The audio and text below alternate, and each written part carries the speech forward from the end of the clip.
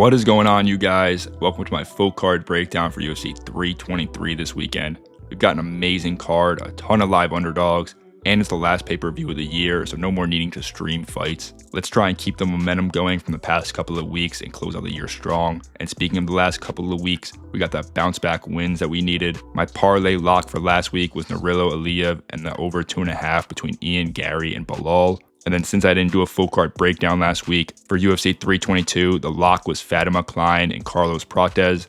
We did great on that event. Not only did the lock hit, but every other bet that I gave out except for Roman Kopylov hit. Hopefully we can have another great night this weekend. There's a crazy amount of potential upsets, so it was not easy to find our spots, but there's some great opportunities to make some money as well. But with that being said, let's get into these fights. First fight of the night, we got Mohamed Naimov versus Myron Santos. I was shocked to see these odds, especially with how underwhelming of a performance Myron's last fight was against Sadiq Youssef. Both of these guys are kind of two peas in a pod in a way. Everything with their striking is about sticking and moving. You know, no long combinations, never staying in the pocket for long, just overall low risk takers. Neither of these guys are exactly chasing a 50K bonus anytime soon. But I think Myron Santos has gotten away with a lot of defensive flaws because of the lack of competition he's faced. He's flat-footed, doesn't check leg kicks, just a step behind in areas that I feel Naimov was already a step ahead in. You know, super light on the feet, always circling the cage, constantly switching stances, perfectly timed takedowns, and he does a phenomenal job at making guys fight his fight. Either he's sticking and moving at range, clinching you in close, or he's going for takedowns. He's never staying in that ideal striking range for his opponent. And Santos has shown to struggle most against wrestlers. He probably should have lost the decision to Francis Marshall. His only loss besides that was to Dan Argueta in the LFA, and if it does stay on the feet, I think Naimov is going to be way too elusive for him. I think the only reason these odds are even this wide is because Santos flatlined Khan Offaly, while Naimov took him to a decision. But I actually feel like Naimov's performance against him was much more complete, if that makes sense. But this certainly isn't a step down in competition for Santos, whereas Naimov, it definitely is. So give me Naimov to win this fight by decision, but the safest play is probably the over 2.5. Next fight of the night, we got Edson Barbosa versus Jalen Turner. Super random fight, but it should be pretty entertaining. You know, I never thought I'd see Jalen Turner retire before a 40-year-old Edson Barbosa rocking the same number of eyes as Bisping. Jalen Turner was never someone I was very high on to begin with. It always felt like he kind of had so much skill and potential, but just never had the heart or grit to pull off a win if he didn't get an early finish. And I think him retiring so early kind of speaks true to that. Maybe the time off was exactly what he needed and it was good for him, but it doesn't exactly make me more eager to bet on him. Edson Barbosa, on the other hand, probably should have retired already. Just isn't as fast anymore, not as durable, has taken a lot of damage in the past couple of years. His right eye is like permanently halfway closed from all the damage or how many surgeries he's gotten on it. I'm going to go with Jalen Turner to win this fight. He may not have as much grit as Barbosa, but he's still in his physical prime.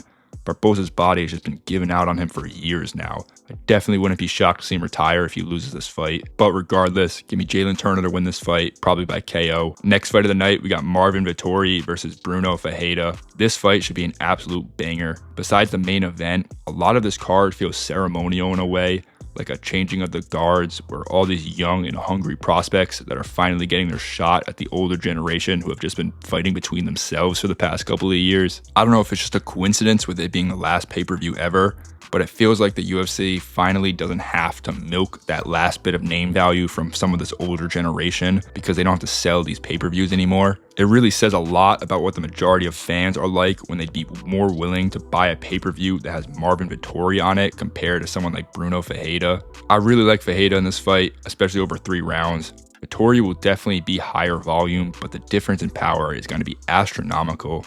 And I don't know what kind of metal Vettori's skull is made out of, but the way this Neanderthal just runs through punches, I swear it's like he's trying to get hit by them. And that means Ferreira is going to be landing at will. And with the way he mixes up his strikes, he's going to have a field day in there, landing those flying knees and spinning elbows or whatever other Mortal Kombat nonsense he wants to throw. Not to mention how dangerous of a grappler he is. And Vettori has that dumb habit of shooting takedowns every fight, even though he doesn't do anything with them. So give me Bruno Ferreira to win this fight, and I do think he's actually going to be the first to finish Vettori. Next fight, we got Nazim Sadikov versus Faris Ziam. Faris Ziam should be in the witness protection program with how much the UFC has coddled him. When you're from a country like France that doesn't have a ton of guys on the roster, The UFC will spoon feed you because they know that regardless of how boring a Ziam fight is, they can always use him to fill a main card spot in Paris and the event will always sell out. Yet anywhere else in the world, this guy wouldn't even sniff a main card spot. A very wise man once referred to it as Dana White privilege, because if Ziam was fighting competition that wasn't levels below him,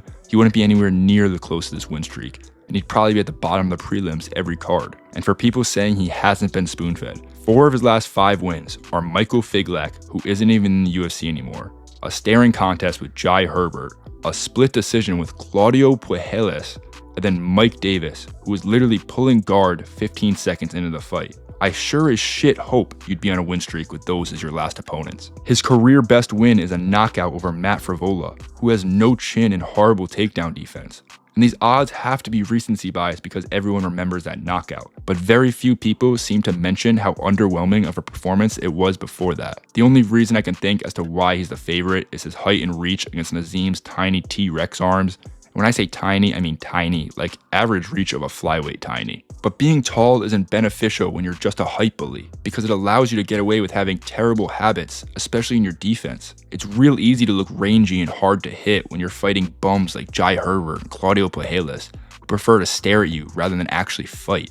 And even against opponents that are that bad, he still looks mid. Slow feet, doesn't move well, isn't fast, leaves the pocket with his chin sticking straight up in the air. But you can get away with those major flaws when you're being spoon-fed the easiest matchups available for you. Compared to someone fighting in their actual weight class and being given real opponents, they would have had to fix those mistakes years ago. And Nazim Sadikov couldn't be more opposite of that, because every fight he's been in, he's a smaller and shorter guy. Everything he lands, he has to do it using beautiful footwork and technique and timing and speed.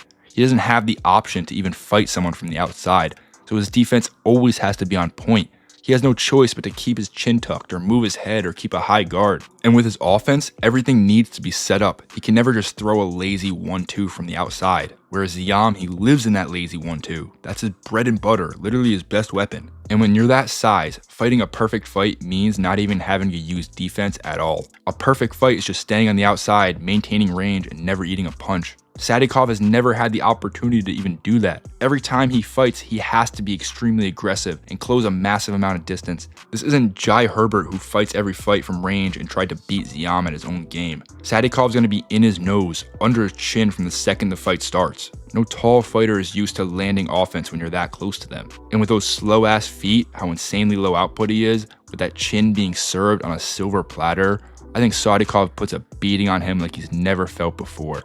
The only aggressive guy he faced was Frevola, whose chin has been gone for years and has some of the worst takedown defense in the division. Sadikov has trained with Aljo and Merab for years, but Ziam, who only started wrestling a couple fights ago, is gonna out-wrestle him for 3 rounds? I mean, maybe I'm crazy, but I'd be shocked if he got it to the ground once, never mind 3 times. I think he's gonna get beat up bad on the feet, and once he starts shooting those panic takedowns, it's only going downhill from there. So give me Nazim Sadikov to win this fight, either by KO or decision. Next fight, we got Grant Dawson versus Manuel Torres. Crazy odds in this fight again. You guys are gonna hear that a lot in this video. I promise I don't say that with every fight if this is your first time watching me. There's just a ton of live underdogs this card. But I think Grant Dawson is one of the most overrated fighters in this sport. I honestly feel bad for saying that. He does seem like a super nice guy, but I just think he's gotten some incredibly favorable matchups, yet still somehow looks worse each time he's out there. In his last fight, he tried to practice his striking against Carlos Diego Ferreira, and it was not good to say the least. Probably gave anyone who had money on him a heart attack.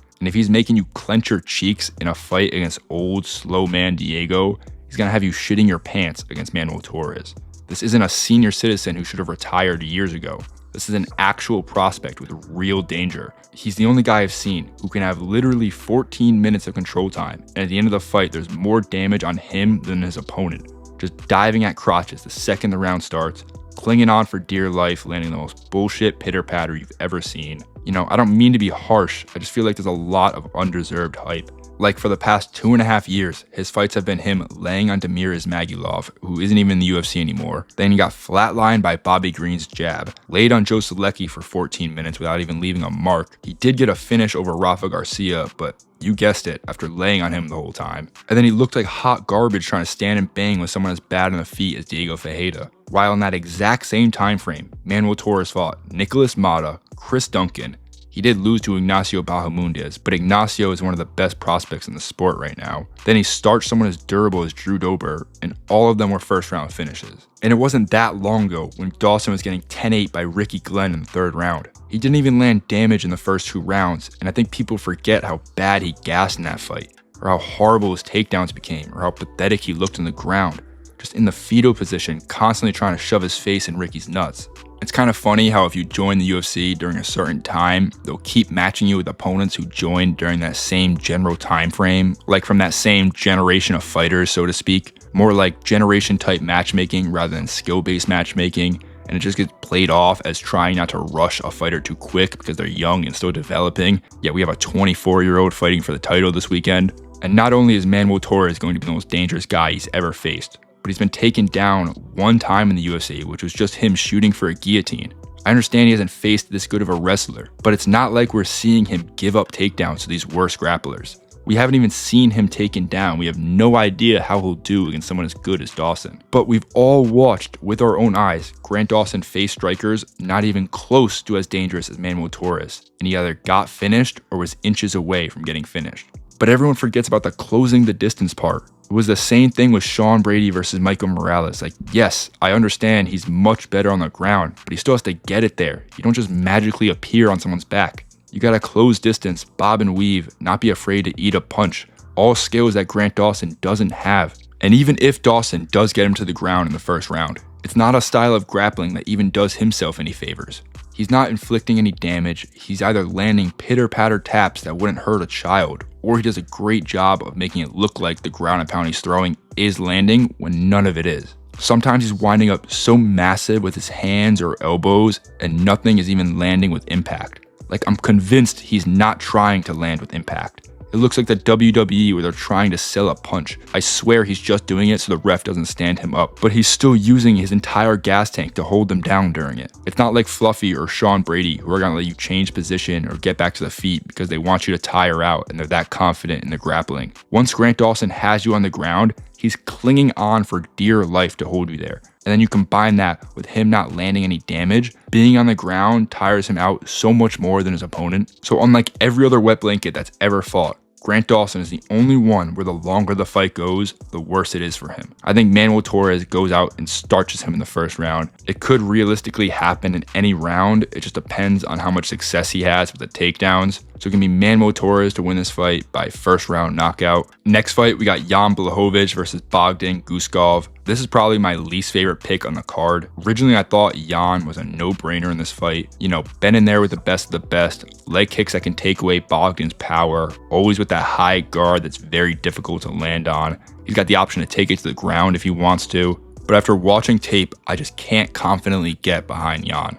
You can't trust him to get it to the ground because if you take away his fight against Poatan, he's only shot 1 takedown in the last 4 years. He still has some good leg kicks, but he's just gotten so much slower. The cardio isn't good anymore. He was always low output even before the layoff. And I'm not crazy high on Bogdan as a prospect, but I do think some of his flaws can maybe even be good for him in this fight. Like the way he keeps his hands low, it's always been bad because it allows him to get hit more. But Jan, he's probably going to be too slow in low output for that to be a big problem. And the couple of benefits you do get from keeping your hands so low is that it helps you defend takedowns and it makes your punches much harder to see because of the angles that they're coming from. And Jan's 42 years old, had double shoulder surgery during his 2-year layoff. I get his fight with Oberg was close, but I think people are taking that name value way too high without rewatching the fight. So, I mean, as much as it pains me to go against the legendary Polish power, I have to go with Bogdan Guskov. It hurts my heart to say it, but I just don't think Blachowicz has it in him anymore. He's just not as fast, his defense and guard aren't as tight. Cardio isn't as good. I think he's going to be way too telegraphed for someone with the timing and counter-striking of Guskov. And the voice in my head feels like the scene from Interstellar screaming at him not to do it. Screaming how Jan is too experienced and too high of a jump up in competition. He's just going to take him to the ground and control him for 3 rounds. but between the Oberg performance and that knockout against Thiago Santos playing on loop in the back of my head, I just can't pick him, no matter how much I want to. And I know people will say he went to a decision with Poatan, but half of that fight was spent on the ground. And when you're landing only 55 strikes in a 25-minute title fight against Magomed, I can't sit here and say that you're going to do enough to outweigh the big moments that Gushkov is guaranteed to have. It's going to be Bogdan Gushkov to win this fight, either by KO or decision. Next fight, we got Henry Cejudo versus Peyton Talbot. I'm very excited to see how this fight plays out. It's really hard to get a read on how good Cejudo is because of the level of competition from his last few fights, but I do think he's going to have some big disadvantages in some pretty key areas in this fight. Peyton Talbot will definitely have the striking advantage. Crazy knockout power, way higher volume, never stops moving forward. He's shown great takedown defense recently, and I think the loss to Hani Barcelos was the best thing for him because when you don't have a massive ego like certain fighters, the first loss is when they grow and learn the most. And when you rewatch that fight, it was much closer than it felt watching it live. When someone is a minus 1600 and loses, I think it just feels like utter dominance because it wasn't expected that they would lose. But rewatching it, he still performed well. He defended a lot more takedowns than I thought. He was still walking forward and wasn't afraid to let his hands go even with the takedown threat. And that loss has aged like fine wine after we saw how good Barcelos looked against Ricky Simon. Henry Cejudo's coming into his retirement fight. I just don't know if he's got it in him anymore to handle a young, hungry prospect like Peyton. Betting against him worries me because losses have come to the best competition out there, but he's realistically a flyweight, and I do think the size is going to play a much bigger factor in this one with Talbot's striking style. And even though he's a wrestler, we've seen time and time again that freestyle wrestling, whether it be college or even the Olympic level, is the worst style of wrestling for MMA. Double legs and single legs are by far the easiest takedowns to defend. I think he's going to have far less success with the wrestling compared to somebody like Hani Barcelos. And one of Peyton Talbot's greatest weapons is his cage vision. How quickly he can read and react to what's being thrown at him is very impressive. And because he has that ability, it allows him to always back his opponents down while still letting his hands go, which is very rare to have to deal with when you're facing a longer and taller striker. Between Cejudo's age, how good his recent competition has been, not knowing how dedicated he was in camp, got a family and is a coach full-time, fighting a weight class higher than he did most of his career, I just think there's too many outside factors and question marks to get a good read on what kind of Cejudo we're going to get on Saturday. Originally, I thought Talbot was a lock, but after rewatching Cejudo versus Song Yadong, I feel like even with his old age, Henry's just one of those guys that's always going to be a certain skill level, even if he is slower or not as dangerous anymore. It was the same thing with Jose Aldo. When you're naturally this talented, fighting for this long, facing the best of the best, I think there's always going to be that potential for him to pull off an upset. Even with it being his last fight, I think he's so competitive and it probably keeps him awake at night that he's lost all three since coming back. He might come in here hungrier than ever to get one last win just to end on a good note. But overall, I think Talbot is just going to be the cleaner and more dynamic striker and more powerful. So give me Peyton Talbot to win this fight by decision. Next fight, we got Brandon Moreno versus Tatsuro Taira. I hate that this is only 3 rounds. If it was 5, I would say Moreno is a lock. But even with 2 rounds less to work, I think he can win this fight pretty clearly. His only losses in the past few years have been to Royval and Pantoja, and I think there's an argument he even won 3 rounds against Pantoja. Taira did not look good against Royval, especially on the feet. Way too low output, doesn't move his head at all. He almost got finished in the 3rd round too. Gas tank wasn't good. Some of the takedowns he was getting were because of mistakes that Royval was making. And Moreno's just not going to make those mistakes. And I think his boxing is going to be a major problem. Between his speed, his timing, his head movement, he's got that long jab that's going to be landing on Taira from a distance that he's probably never been landed on from before. And I understand Taira is a phenomenal grappler. It being 3 rounds definitely favors him. But it's not like Moreno is a slow starter, and his grappling is very underrated. Even if Taira is able to take the back, Moreno was getting reversals from Pantoja's locked body triangle. I just think the difference in skill on the feet is much wider than on the ground, and when you combine that with how much of an experience advantage he has over him, it feels like a no-brainer. So give me Brandon Moreno to win this fight by either KO or decision. And then we got the co-main event, Alexandre Pantoja versus Joshua Van.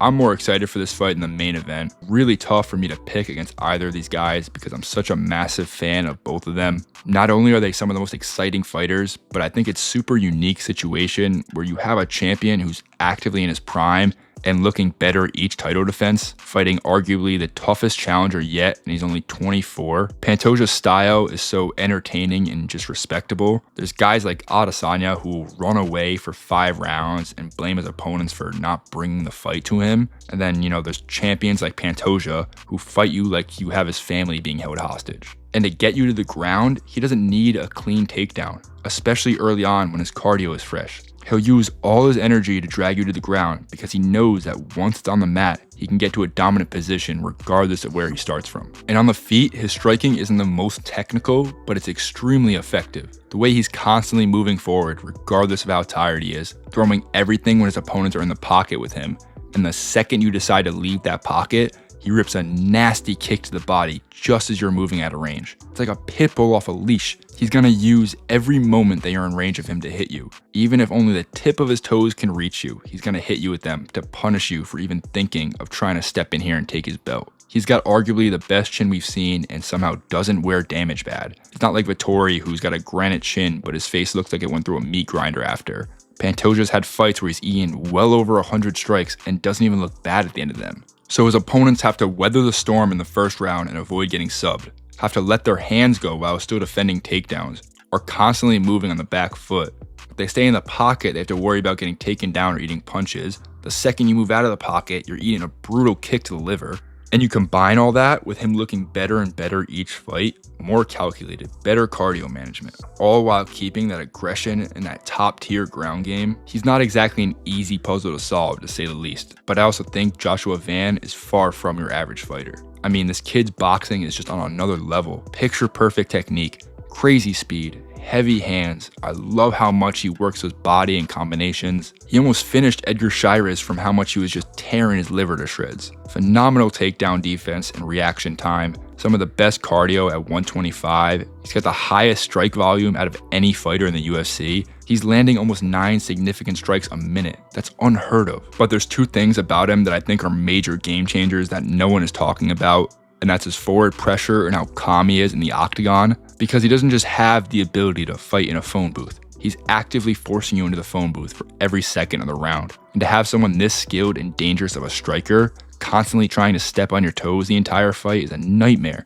Never mind when they're throwing almost 20 strikes a minute. And then you combine that with his composure, how he never seems to be nervous, always stay calm and defends takedowns so well, how drastic the improvements are each fight when he easily could still be 10 years out from his prime. I think it's a dangerous combination for Pantoja. And he's being completely overlooked just because he's young. I don't get why being young is automatically a bad thing. It's not like he's inexperienced. He's got 9 fights in the UFC. We saw Steve Erceg almost beat Pantoja after only 4 fights in the UFC, and he for sure would have beaten him if his coaching wasn't trash and telling him he was down 4 rounds going into that 5th. Joshua Van's got 9 fights that are standout performances against way harder competition than what Steve Erceg had. Khamzat fought for the belt after 8 fights in the UFC, and that was with him switching weight classes. If someone was as good as Joshua Van is and was 34 years old with 9 fights in the UFC, not a single person would even second guess it. They just hear 24 years old and immediately assume he's inexperienced. And I think that his young age is nothing but an advantage in this fight, especially with it being a title shot, because he's not going to be nervous. Most people in their first title fight, they've worked their entire lives to get to this moment. They're already in their prime or out of it.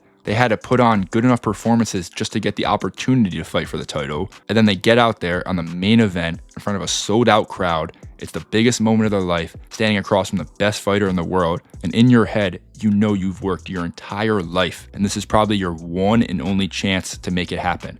And they freeze up. Except it's complete opposite for Joshua Van. When you're only 24 years old, putting on such consistent, dominant performances in a division that's just more shallow by nature because it's harder for guys to cut to 125, he knows there's probably no way that this is the only time he fights for the title. And both of these guys' styles are nonstop and relentless, but in their own entirely different ways. Pantoja is more of a sellout for the takedown, and if you don't get the finish, just deal with the fatigue later. Whereas Joshua Van is always walking forward, stepping on your toes, never panics if he gets taken down or in a bad position, never gets too excited when he hurts you. Everything is calculated, just that same constant walk you down forward pressure, with nowhere for his opponents to escape because of how good his takedown defense is. Whereas Pantoja, you can never escape because he's either going to chase you down and drag you to the mat, or he's going to keep walking forward like a zombie no matter what you hit him with. And while Pantoja has shown recently a lot better cardio management, I think he kind of has to sell out for the finish in this fight more than ever.